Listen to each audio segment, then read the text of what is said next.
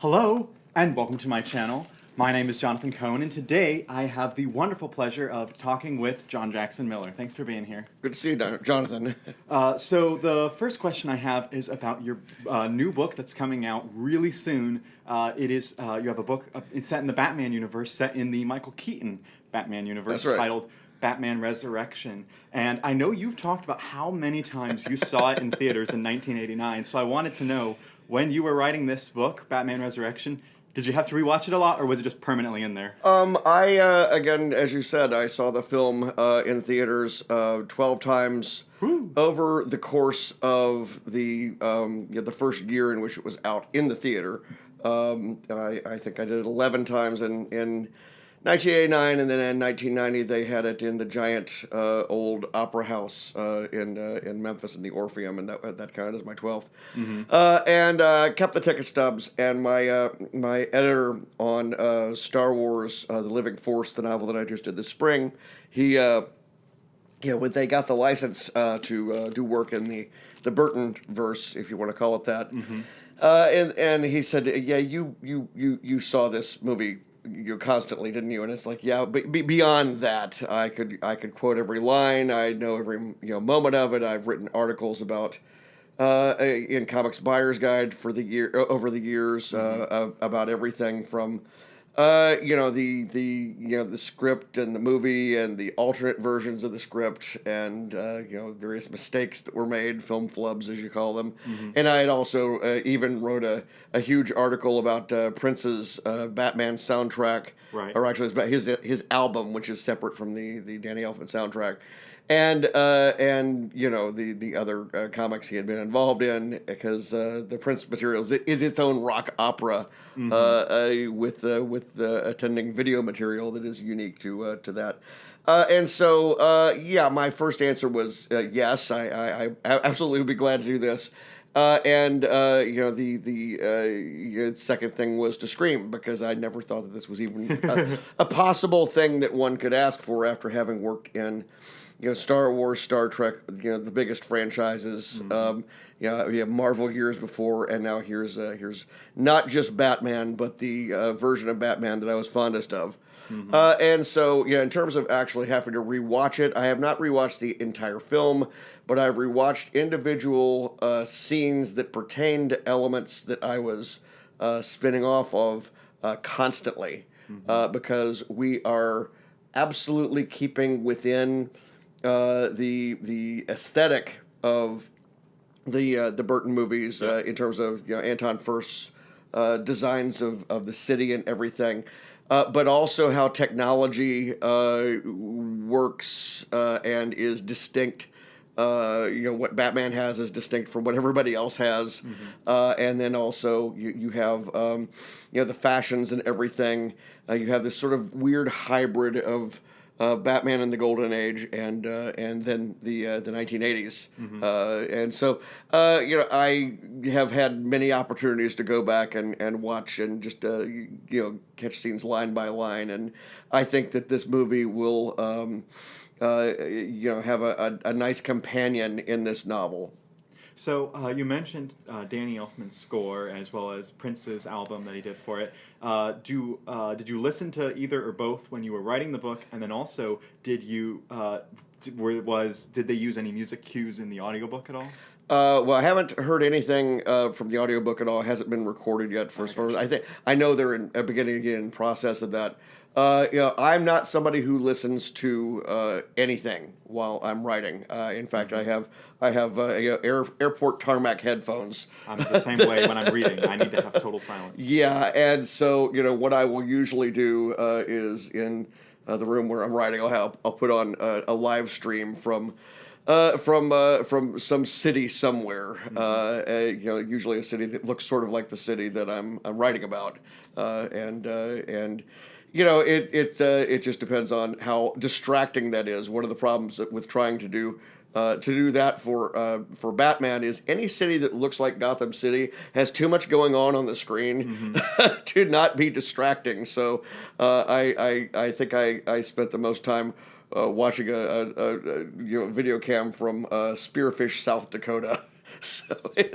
So you also had this year come out The Living Force, Yes. which is your return to Star Wars after 10 years. Well, you'd written short stories and novellas, but Yeah. this was your first novel in 10 years. So my question about this is, how has the process changed for you in that 10-year period of time? It didn't really change at all. Obviously, when the New Dawn novel came out, that was tying into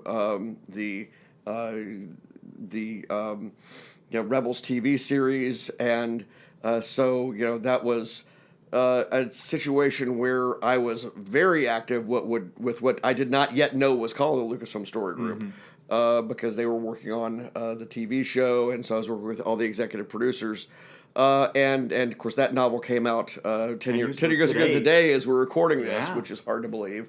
And so Living Force, meanwhile, was very simply a case where they wanted a standalone novel that tied in to the Phantom Menace's 25th anniversary.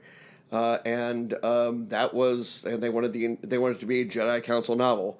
My initial response was yes, and then the second response was, I have always wanted to do a story where Qui-Gon Jinn walks into the Jedi Council chamber and says, "When was the last time you people actually helped anyone?" Convinces them to get out of the debate room there and go downstairs, and if not on Coruscant, somewhere else, meet the people. And see what is happening in the galaxy, because for all they know, there could be a Sith Lord sneaking up on them, and they wouldn't know it because they're there all the time.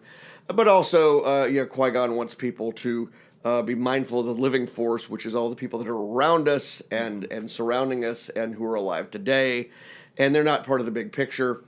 And so there are many Jedi on the council that realize they need to get back to that because they've been stuck in bureaucracy and all sorts of other things for a very long time. A fun thing is that there's a lot of Jedi counselors in this book we have never really seen act before or speak, and we get to see their points of view. So you mentioned in there that A New Dawn just hit its 10th anniversary today as we're recording this. And you also had Kenobi, which I think just recently turned 11. And Kenobi in particular is a book that is just really resonated with the fandom. It is incredible how enduring it is. I mean, it's not my favorite Star Wars book, but it's also that it's so many people, it's so revered. So my question for you is, what is it about Kenobi that makes it so enduring in the fandom? I think the final scene there of the third movie, The Revenge of the Sith, is very ingrained in people's minds of him beginning this long ordeal, this long exile, in which case he's there to atone in particular for the failure of the Jedi to foresee the future, foresee what was going on right behind them at the time, as Qui-Gon would say, what's going on here and now. So he's and we also have people who have seen obviously A New Hope, and so they know where it all ends, and they know that this is the beginning of this long period where, at least as far as we know, and I think it's probably appropriate that the one thing that gets him to leave the planet at all is what we see in the TV show. That's about the only 5-alarm fire that would be worth it, because there's certainly lots of other Jedi who are available to go around and lots of other lots of other soul survivors who are available to go around putting out fires or setting them. I mean, that's what the whole Rebel show is about. Right. So anyway, I think that people have this sort of romantic vision of this time for him, and I wanted to do a story that told that story, and I didn't want it to be something where he was wallowing in despair, and that was all we were getting in the book, and so I told it 90% from the point of view of other people, and so that was able to introduce his what he was going through in bits and pieces. So I also want to touch on another franchise that you've been involved in. So you've written a ton of Star Trek books, and we can't talk about all of them today. However, I do want to touch on a few. You have your standalone Takedown, and then you have the trilogy, which was the Prey trilogy. Oh, yes. And those are some of my favorites. And so my question with those is, they all, even though they feel like Star Trek books, they're also very specifically like political thrillers almost. Oh, yeah. And, one focuses on this game of cat and mouse, the other focuses on the Klingon Empire. And so, did you have specific Star Trek influences for those books, or did you have, other political thriller books or movies that you used for influencing that? Well, the Takedown book was very simply. I pitched it as the Hunt for Red October with Picard chasing Riker. Mm-hmm. I put them on opposite sides of a problem. The Prey trilogy was intended as a 1960s Cold War political thriller in the spirit of Manchurian Candidate, 7 Days in May, all of those films from back then, which were based on novels that really were about grand attempts to take over everything by somebody who's using subterfuge. Yeah. And of course the Klingons don't usually use subterfuge, but we have illusionists in here too, and that allowed me to play on various things that were available in Star Trek. But I've been doing that with all of the Star Trek novels that I've done, where everything, even though the later 4 novels all tie in with the streaming series, each one is from a different genre, I would say, because The Enterprise War is a military science fiction book. It is. Die Standing is a spy novel. You have the Rogue Elements is a mystery. It's also a caper novel. And my latest Strange New Worlds, The High Country. I had said that it was to my editor that it was a Western because, of course, everybody's on horseback in this thing. But my editor said, no, looking at it, it's not a Western. It's a science fiction novel with horses in it. And I believe that that's probably true because there's a huge element to it that is scientific in nature. Mm-hmm. And some of those books you mentioned, like Rogue Elements, I know you pitched that as being you were like, man, we just need a lighter book right now. Yeah. And then Living Force, in many ways, especially with characters like Yariel Poop, is also a very light even lighter, book. yes. So my question is Batman your Batman Resurrection your dark book, or is that yet to come? Well, I will say that it is correct that because we were in the middle of the pandemic when I proposed Rogue Elements, and so I made that have a very low body count, and then High Country is even less, and of course the Living Force, people who are looking for a huge sprawling epic with planet destroying things in the Living Force are not going to find it. This is a novel that needs to be held under something heavy to keep from floating off. It is designed to be a fun summer read. Because there's no way you can put any threat that takes all 12 Jedi Masters to face off against it. There's no threat that can be done in less than 3,000 pages, probably. Right. Batman. No, this is very much it takes place several months after the original Batman movie. And the scars of what the Joker has done to the city are still there on the city and on Bruce Wayne, and and we have characters like the Commissioner Gordon dealing with how's he going to deal with this new world that he's suddenly got. We have other characters that may or may not appear that are in this universe. What would Vicky Vale be thinking about at this point? What would Max Schreck have thought of the Joker? What would happen to the criminal element in the city after the Joker? Jack Napier has taken down all the gangs, and also his own has been rounded up. Well, what's there to fill that void? And so, I really do address that. It is a long book.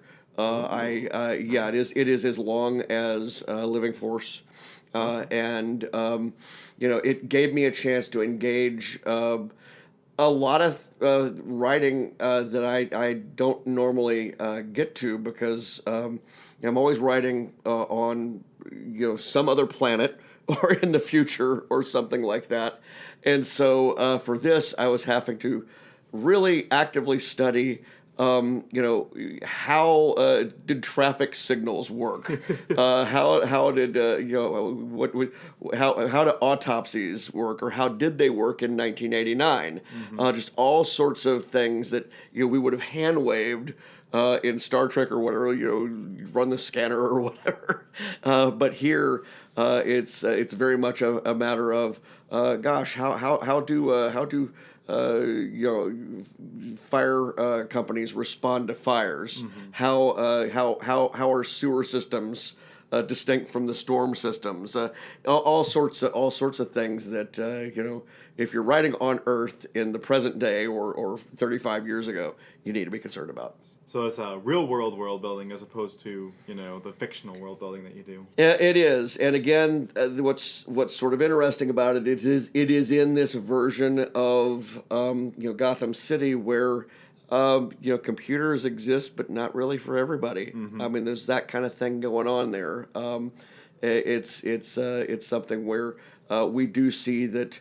And I felt this way at the time I wrote it in my review that I wrote in the college newspaper back in 1989, that these are sort of titans that are walking among everybody else. And, the sort of things that Batman and the Joker and the Penguin have access to. Not everybody can, build rockets for penguins.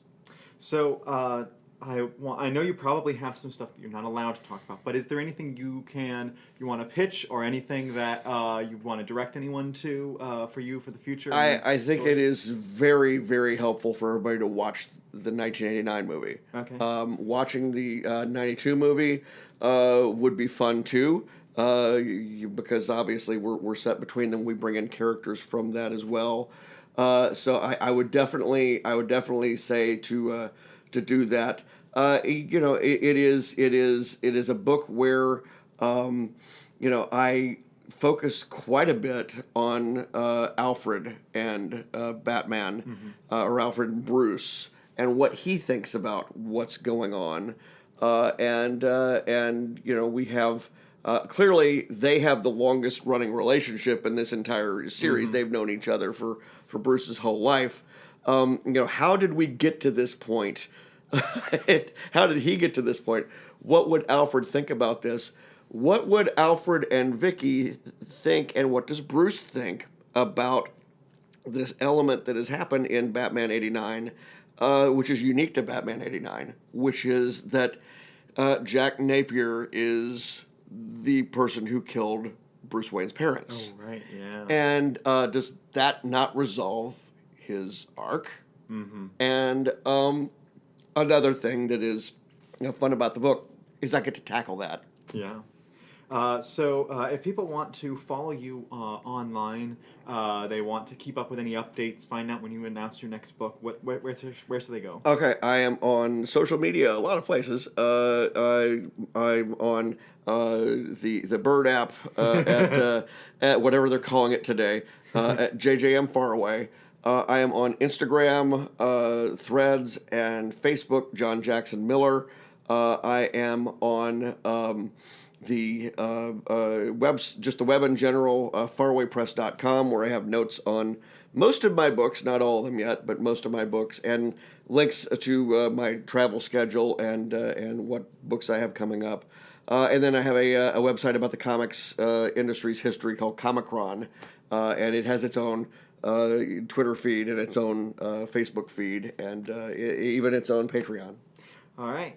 Thank you so much for doing this interview with me. Appreciate it, Jonathan. And I'm gonna steal one of your lines that you used in the panel for the ending of this. Normally, I'd say, "And thank you for watching the channel," but I'm gonna say, "May the Bat Force live long and prosper." May the Bat Force live long and prosper. That's it. 'Cause that's hard to do. It's the Right. the thing. Yeah. All right. Bye. Bye.